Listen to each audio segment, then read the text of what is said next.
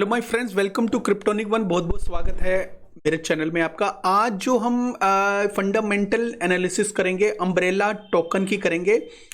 Umbrella network इसका नाम है और ये जो बेसिकली काम क्या करता है, काम इसका same to same chain link और दिया की तरह ही है।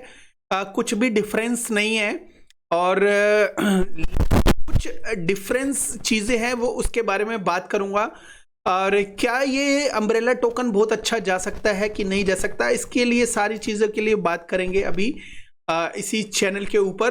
तो दोस्तों फर्स्ट ऑफ ऑल मैं इसके बारे में बता दूं कि ये जो इसका जो प्राइस है 0.008 है और 1% 24 हावर्स में बढ़ा है। और सर्कुलेशन जो इसकी सप्लाई है 163 मिलियन के आसपास है। और जो टोटल सप्लाई है, मतलब इस वक्त जो टोटल सप्लाई मार्केट में है वो 254 मिलियन है। लेकिन जो मार्केट में टोटल जो आफ्टर सम टाइम 2-3 साल के बाद ये इसकी जो मैक्सिमम जो सप्लाई हो जाएगी वो 500 मिलियन हो जाएगी। ठीक है, तो दोस्तों लेकिन ये 500 मिलियन अभी मार्केट में है नहीं।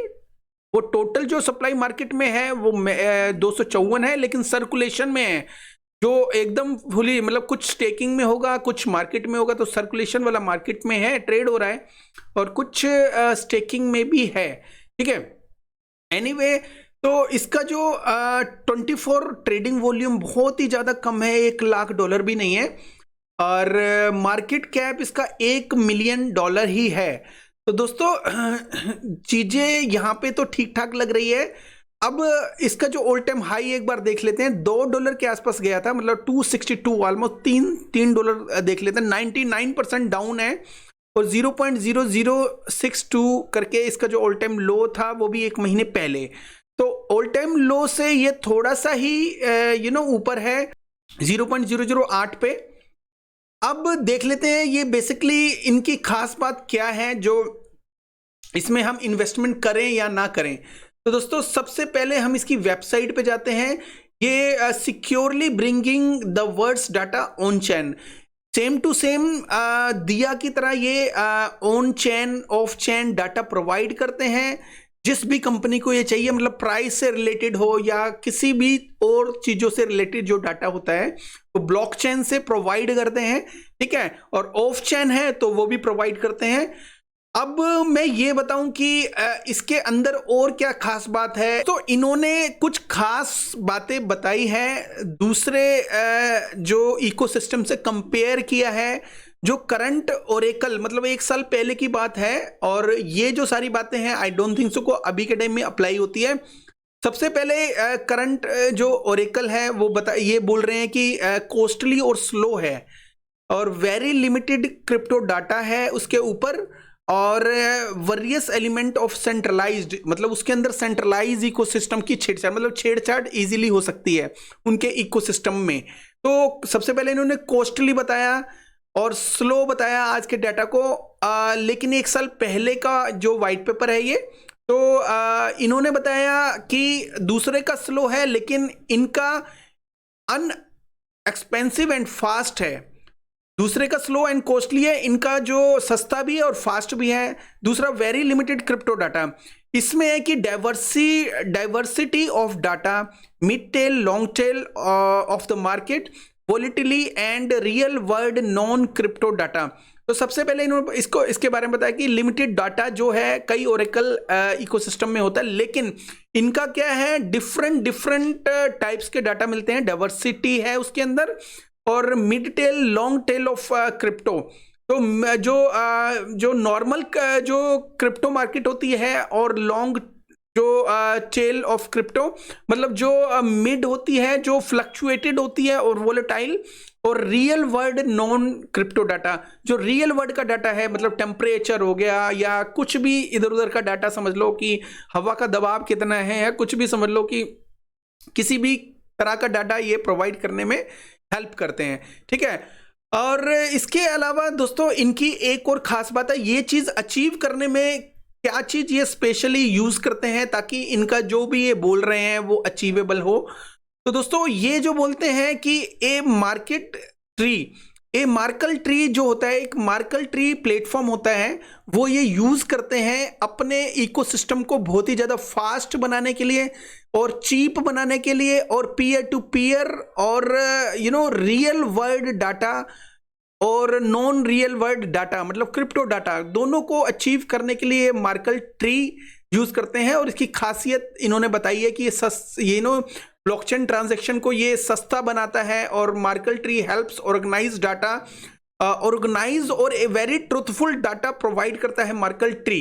तो ये जो इकोसिस्टम है इसको और ज्यादा अच्छा बनाते हैं।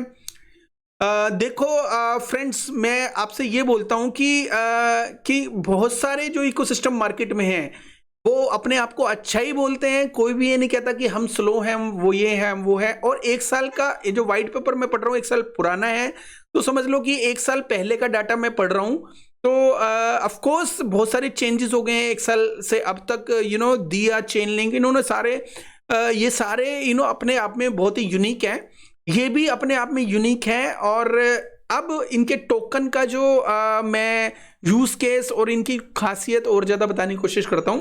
तो दोस्तों, जैसे कि दूसरे टोकन की स्टेकिंग उनके प्लेटफॉर्म पे होती है, वो अर्न करते हैं जो भी यूजर्स होते हैं, ठीक है, जो भी होल्डर्स होते हैं। तो यूएमबी टोकन की भी इनके यहाँ पे स्टेकिंग होती है, और यूजर जो होल्डर्स होता है अर्न करता है उसके बदले में रिवार्ड। और यूजर फीस जो होता है, जो भी यूज करता है इनके क्रिप्टो डाटा को, तो इनका ही टोकन यूएमबी इसमें यूज किया जाता है, ठीक है। कोई ये नहीं है कि वो डॉलर्स में पेमेंट कर रहा है, तो ऐसा कुछ नहीं है। तो वो इन्हीं का ही टोकन वो लेंगे, ठीक है। और गवर्नेंस में भी ये टोकन यूज होता है कि क्योंकि ये बोलते हैं कि हमारी जो टॉप से लेके डाउन तक जो भी इकोसिस्टम है, जो भी डाटा निकालने का और डाटा उसमें डालने का कुछ भी तरह का, किसी भी तरह का इकोसिस्टम है, वो सारा का सारा डिसेंट्रलाइज्ड है। और कई जो ये क्लेम करते हैं कि दूसरी जो ओरेकल सर्विसेज होती है उसके अंदर कहीं ना कहीं टच होता है सेंट्रलाइज अथॉरिटी का, वो चेंज वगैरह करते रहते हैं, जिसके वजह से कुछ ना कुछ प्रॉब्लम्स क्रिएट होने के चांसेस ज्यादा रहते हैं। तो ये कहते हैं कि ये गवर्नेंस के बाद ही उसको चेंज कर सकते हैं, बिकॉज गवर्नेंस जो होता है वो यूजर्स होते हैं, जो होल्डर्स होते हैं इकोसिस्टम को यूज करने वाले, उनकी इजाजत के बिना मतलब कुछ भी ये चेंज नहीं कर सकते। इनका इकोसिस्टम इस तरह से है, ठीक है। अब जो इसमें जो एक और खास बात है, fix supply of 500 million token. जैसा कि आप स्क्रीन पे देख रहे हैं कि इसकी जो फिक्स सप्लाई है ये मैक्सिमम सप्लाई है, तो इसके ऊपर नहीं जाएगी बिल्कुल भी।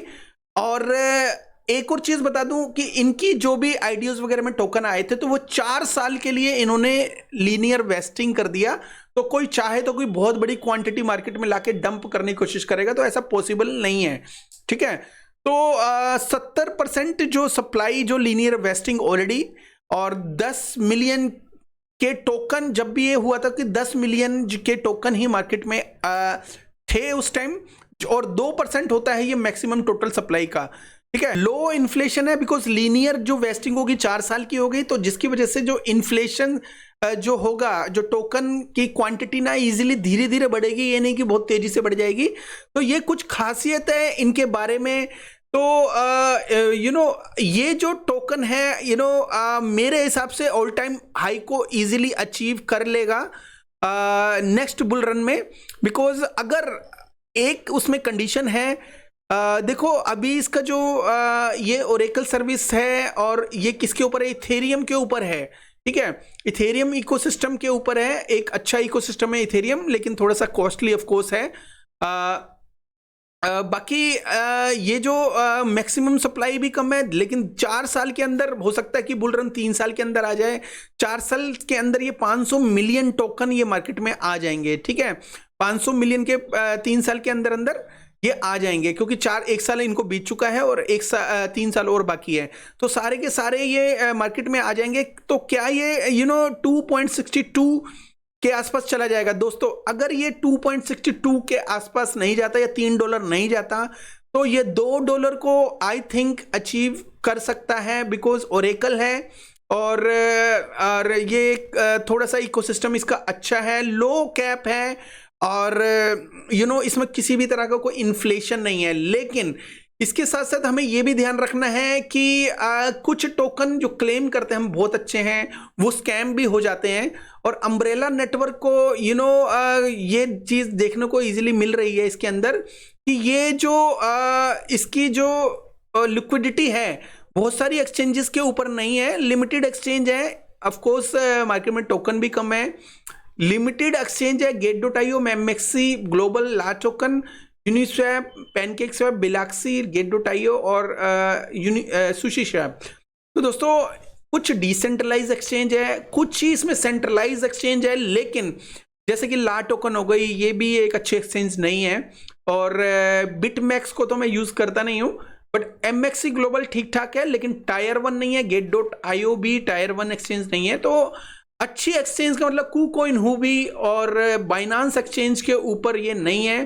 तो कहीं ना कहीं और हाइप भी इस टोकन की नहीं है, तो कहीं ना कहीं थोड़ा सा रिस्क फैक्टर लगता है। लेकिन हाँ, ये हो सकता है कि आप इसके अनाउंसमेंट पे ध्यान दो। चलो अनाउंसमेंट से एक चीज और देखते हैं कि इसका जो अनाउंसमेंट वगैरह रिसेंटली अनाउंसमेंट क्या आई है, जिसको हम ये देख सकें, सोच सकें इसके बारे में कि भाई ये कुछ कर सकता है आगे। Umbrella network expands multi chain architecture to Avalanche. तो एवलांचे के ऊपर ये मल्टी चेन इकोसिस्टम के रूप में आने वाला है। Umbrella network community proposal transition away रंब reward burn 50 million UMB tokens. तो यहां पे कुछ आ रहा है कि ये कुछ UMB टोकन 50 करके UMB टोकन को बर्न करने की ये सोच रहे हैं। तो प्रपोजल है, अगर वो पास हो जाता है तो ऑफ कोर्स कुछ छोटी मोटी टोकन बर्निंग सामने आपको देखने को मिल सकती है। Does proof of reserve guarantee transparency. तो ये जस्ट एक डिस्कशन है, इसके अनाउंसमेंट नहीं ले सकते कि जो FTX वगैरह के लिए बात करी है इन्होंने। तो प्रूफ ऑफ रिजर्व जो है वो गारंटी है ट्रांसपेरेंसी की, ठीक है। Umbrella continues to path toward becoming a DAO. तो दोस्तों ये जो इसका 29 नवंबर का है, और जो सबसे पहले वाला मैंने अनाउंसमेंट पढ़ी थी वो 4 दिन का है, मतलब ये एक्टिव है। और दिसंबर 14 में भी इनकी अनाउंसमेंट आई थी। तो ये एक्टिव है अपनी जो इकोसिस्टम को लेके। तो 29 नवंबर को umbrella continues path towards becoming a दाओ।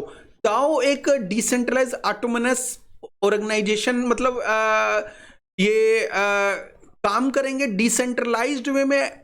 ऑटोमोटेशन इसके ऊपर आ जाएगा इनके नेटवर्क में, तो हाइप बिल्कुल बढ़ सकती है। और अम्ब्रेला अनाउंसेस पार्टनरशिप विद डेवियम। तो डेवियम के साथ भी इनकी पार्टनरशिप है। The important of proof of reserve. तो ये जस्ट एक डिस्कशन है। अम्ब्रेला गोज मल्टी चेन, तो मल्टी चेन की तरफ बढ़ रहा है कि BNB के ऊपर लाइव हो गया है, और भी टाइम टू टाइम ये अपग्रेड करेगा तो लाइव हो जाएगा। और ये मैं ये समझता हूं कि इस नेटवर्क को 1 ही साल हुआ है, और ये अभी एक स्टार्टिंग ही समझो इसकी, बिकॉज बियर रन है और कई लोग और कई नेटवर्क है बियर रन में थोड़े से स्लो हो जाते हैं बिकॉज ऑफ फंड्स वगैरह का जो इशू होता है। लेकिन अगर ये अच्छी एक्सचेंज पे आ गया, फिर लाइमलाइट में आ गया, तो दोस्तों ये $2 आराम से अचीव कर लेगा, उसमें कोई प्रॉब्लम नहीं आएगी। कोई 500 मिलियन, और इनका जो ओरेकल है ये इसका यूज केस आने वाले टाइम में और ज्यादा बढ़ने वाला है। कुछ छुपे हुए हिडन जेम सामने आके निकलेंगे। अब कौन सा हिडन जेम कब निकलेगा ये तो बुल रन नहीं बताएगा, लेकिन क्या ये हिडन जेम हो सकता है? हाँ बिल्कुल हो सकता है आने वाले टाइम में। लेकिन उसके साथ साथ इसको अच्छी एक्सचेंज का भी ध्यान रखना है कि अच्छी एक्सचेंज के ऊपर आना है। तो अनाउंसमेंट को फॉलो करिए, जब भी अच्छी एक्सचेंज के ऊपर आए तो उससे पहले बाय करने की कोशिश करिए। और बाकी अपनी रिसर्च कर लीजिएगा, बिकॉज ये मेरी कोई फाइनेंशियल एडवाइस नहीं है। मैं किसी भी टोकन को, जो मैं बोलता हूं, मैं हर टोकन को ऑन नहीं करता, उसको लेता नहीं हूं, खरीदता नहीं हूं। और ये $2 का जाना आसान है, क्योंकि आने वाले टाइम में बहुत सारे ब्लॉकचेन स्टार्टअप आएंगे और वो डिवाइड होंगे। एक जो ब्लॉकचेन स्टार्टअप है वो सारे काम नहीं कर सकता, और अम्ब्रेला नेटवर्क तो अभी मल्टी चेन हो रहा है और दाओ भी होने वाला है आने वाले टाइम में, तो ऑफ कोर्स ये अच्छा कर सकता है, पोटेंशियल है इसके अंदर। और if you want to buy and stake, वो आपकी अपनी मर्जी होगी दोस्तों, ठीक है। Thank you very much, have a good one, take care, bye bye.